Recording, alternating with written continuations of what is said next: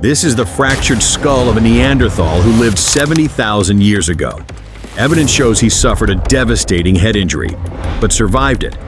The bone grew back, meaning he lived on for years with the trauma. No medicine, just raw endurance in a world that tried to kill him daily.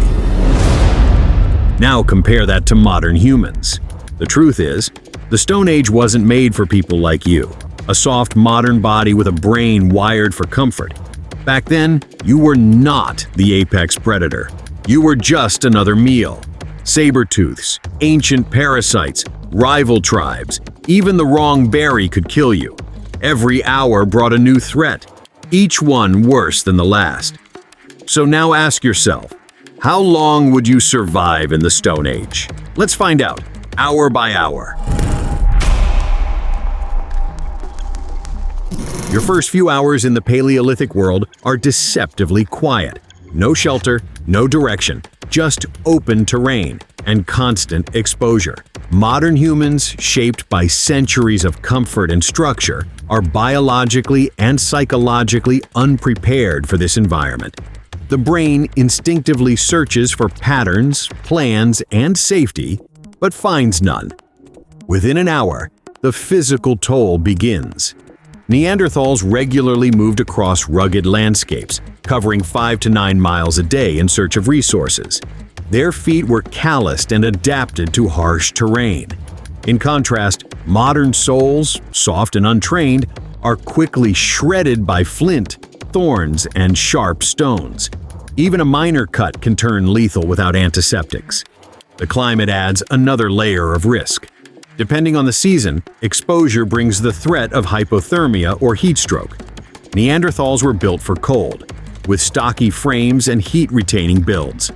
Most modern bodies, however, are optimized for climate control and indoor life. Hypothermia can begin in temperatures as mild as 10 degrees Celsius when exhaustion, wet skin, and wind exposure combine. And this is still the easy part. Neanderthals didn't survive by chance. They scanned for shelter, tracked animals, identified edible plants, and read the landscape like a map, skills passed down across generations.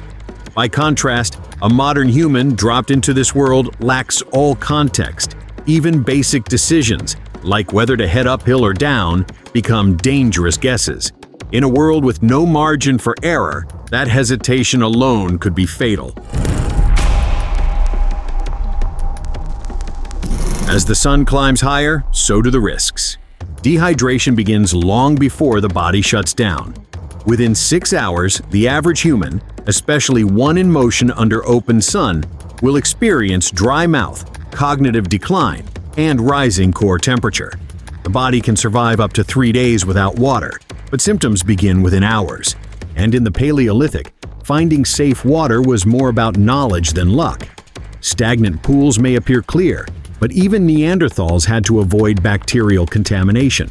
Parasites like Giardia and pathogens like E. coli could kill within days.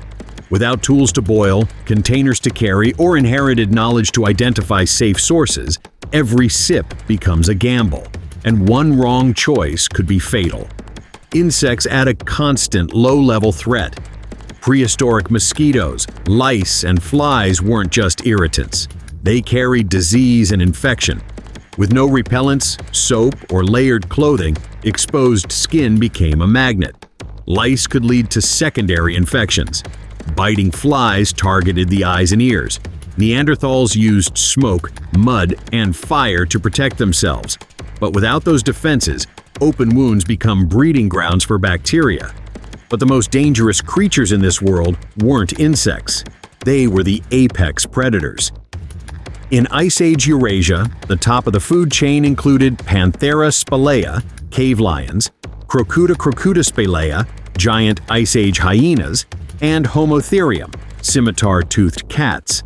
These weren't distant threats. They competed directly with early humans for territory and prey.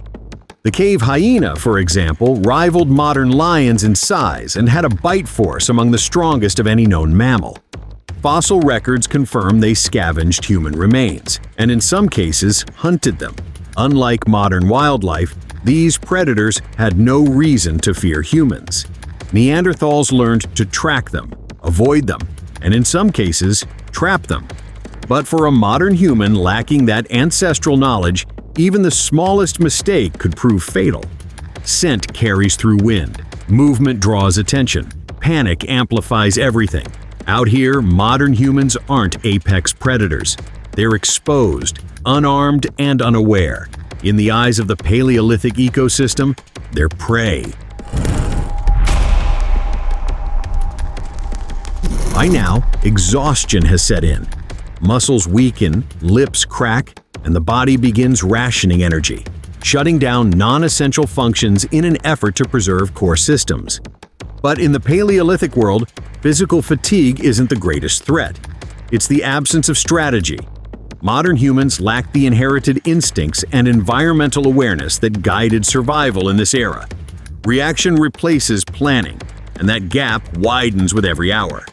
By this stage in the day, Neanderthals weren't simply surviving, they were hunting. Roughly 50,000 years ago, Neanderthal groups actively tracked high-risk prey: mammoths, woolly rhinoceroses, bison. Their tools, primarily thrusting spears, required them to engage at close range. Fossil evidence reveals the cost. Many Neanderthal skeletons display signs of severe trauma: broken ribs, skull fractures, spinal damage, injuries consistent with blunt force impacts, and in some cases, resembling those found in modern rodeo athletes. And it wasn't only prey that posed danger. Paleolithic Europe was home to apex predators like cave lions, cave bears, and scimitar-toothed cats. Evidence from sites like Shanidar Cave in Iraq reveals the brutal consequences of such encounters. One Neanderthal skull displays crushing trauma to the face and cranium, likely caused by a massive blow. That individual had lost vision in one eye, use of an arm, and yet survived for years afterward, a testament to the resilience and social care within these communities. There were no antibiotics, no surgery, only rudimentary care, collective effort, and a tolerance for pain beyond modern comprehension. Even the terrain presented constant risk. Ice Age Europe, from the Pyrenees to the Carpathians, was shaped by cliffs, snowfields, and frozen rivers. Navigating this landscape required intimate generational knowledge: which ice cracked in spring, which paths turned deadly after thaw, and which shelters were already occupied by predators. Lacking that knowledge, every step becomes a risk. A sprained ankle, a fractured wrist, a deep cut. In modern life, minor injuries. In the Paleolithic world, a death sentence in slow motion. The irony is unavoidable. The modern human brain is capable of abstraction, problem-solving, and long-term planning. But without the cultural knowledge passed down through generations, through oral tradition, mentorship, and imitation, that intelligence becomes meaningless in the wild. Survival in the Paleolithic wasn't a solo challenge. It was a legacy, earned, inherited, and carried forward. Without it, every minute is a struggle to catch up and fall further behind. By late afternoon, Paleolithic survival shifted from individual endurance to group coordination. Neanderthal bands, typically composed of 8 to 30 individuals, began preparing for nightfall. It wasn't just about warmth, it was about defense. Fires were stoked, tools repaired, escape routes reassessed. Each member of the group, from children to elders, had a role to play. Survival was a collective effort, not a solitary task. This communal structure was essential because the greatest threats didn't always come from nature. They came from each other. Violent trauma is strikingly common in the Neanderthal fossil record. A 2020 study in Nature revealed that over half of the adult Neanderthal skulls examined showed evidence of interpersonal violence, depression fractures, sharp trauma, and cranial injuries inconsistent with animal attacks. While some wounds may have resulted from hunting accidents, others suggest a more disturbing reality: intergroup conflict, territorial aggression, and possibly warfare. Sites like Shanidar, El Cedron, and Saint-Césaire all point to episodes of violence, whether internal or between Neanderthals and incoming Homo sapiens, who began entering Europe around 45,000 years ago. These groups were highly territorial. They recognized outsiders. They understood boundaries. A solitary figure entering unfamiliar land was unlikely to be greeted with curiosity, more likely with suspicion or violence. In a world of scarce resources, cooperation within the group coexisted with hostility between groups. As dusk descends, the environment transforms. Predators begin their movements. Cave lions, hyenas, and wolves initiate their evening patrols. But in many cases, it wasn't the animals that posed the greatest psychological threat. It was the knowledge that something human could also be watching. And unlike animals, human eyes don't blink at firelight. At this stage, physical deterioration meets mental fatigue. Cold sets in. Judgment erodes. Every sound becomes a perceived threat. The brain, pushed past its limits by hunger, fear, and exposure, stops analyzing. It starts reacting, and that's when mistakes happen. Because Paleolithic survival wasn't just about strength. It was about knowing what not to do when everything in you screams to do it. As darkness falls, the temperature drops, and the consequences become immediate. Cold is no longer an inconvenience. It's a biological threat. The human body begins to shut down, muscles tighten, dexterity disappears, and violent shivering eventually fades, not as a sign of recovery, but as the final stage of hypothermia. Paleolithic humans were not passive in the face of this threat. They engineered survival. Archaeological evidence, such as the remains of Ötzi the Iceman, dating back over 5,000 years, reveals complex, multi-layered clothing constructed from goat, sheep, deer, and bear hides. These garments were stitched using plant fibers and animal sinew, optimized for warmth and movement. Neanderthals, enduring even harsher climates, likely wore similar clothing systems using carefully selected furs, layered for insulation, and adapted to local terrain. Their physiology gave them an edge. With shorter limbs, wider torsos, and greater muscle mass, Neanderthals conserved heat more efficiently than modern humans. In contrast, most modern bodies, taller, leaner, and under-conditioned for exposure, burn through energy reserves quickly and have little defense against prolonged cold. By now, the mental toll becomes just as dangerous as the physical. Cold exposure impairs neurological function. Research in modern clinical settings shows that hypothermia affects memory, coordination, and reasoning within hours. Time perception distorts. Focus deteriorates. In extreme cases, individuals experience confusion, hallucinations, and paradoxical undressing. The irrational removal of clothing despite falling body temperature. Once that begins, survival odds plummet. Neanderthals didn't fear the dark for its mystery. They feared it for what they knew it contained. Fossil evidence shows predator bite marks on Neanderthal remains, from wolves, lions, and cave hyenas. These weren't rare encounters. They were part of the landscape. Generations of adaptation led to strategies for managing Nightfall. Fire maintenance, group coordination, elevated shelter design, and predator avoidance, skills honed and passed down over millennia. Modern humans lack those tools, and more importantly, that knowledge.